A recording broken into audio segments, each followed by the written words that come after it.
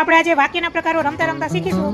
જે અહીં સુધી પહોંચી જશે એ રાજા બનશે, જે અહીં પહોંચી જશે એ મહારાજા, અને બધા જ વાક્યોના પ્રકાર ઓળખશે તે બાહુબલી બનશે. જો તમે એકલા રમતા હોય તો જવાબ સાચો છે કે ખોટો એ જોવા માટે શું કરશો કાવ્યબેન? પાછળ જવાબ આપેલો એટલે તમને કોઈ કન્ફ્યુઝન રહેશે નહીં. અત્યારે તો હું જોઈ દઈશ. ચાલો પ્રકાર વિધાન વાક્ય, વિધિ વાક્ય. ઓકે, વેરી ગુડ, સરસ. શું કામ આમાં નિર્દેશ, એનો નિર્દેશ કર્યો છે? ભૂલનો નિર્દેશ. વેરી ગુડ, સરસ. શું છે અંદર? વિધેયક વાક્યમાં સરસ છે. વેરી ગુડ, સરસ. ઉદ્ગાર છે એટલે સરસ. ભાઈ રાજા બની ગયા છે સાધ્યબેન. વેરી ગુડ, આગળ વધો,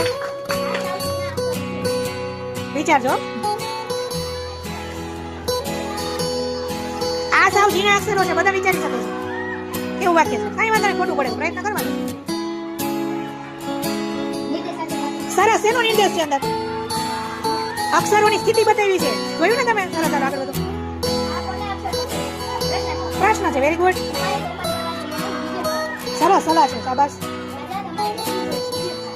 સરસ. સલાહ છે, પ્રશ્ન છે. શાબાશ. મહારાજા બની ગયા ભાઈ આપણા સાધ્યબેન. વેરી ગુડ, સરસ. આજ્ઞા છે. Very good. હા, શેનો એમાં નિર્દેશ છે? વેરી ગુડ, ઘરની સ્થિતિ છે. Very good. વિચારજો આમાં. આ મારા અક્ષરો છે, બધા વિચારી જો. આ ભૂલ આપણે કરીએ છીએ. આ મારા અક્ષરો છે, આમાં શેનો નિર્દેશ? વિચારો. છે નિર્દેશ કઈ? માત્ર હકીકત છે. બાહુબલી થી માત્ર 4 સ્ટેપ આગળ સ્ટોપ થઈ ગયા છે, પણ જોરદાર તારીખ. Very good.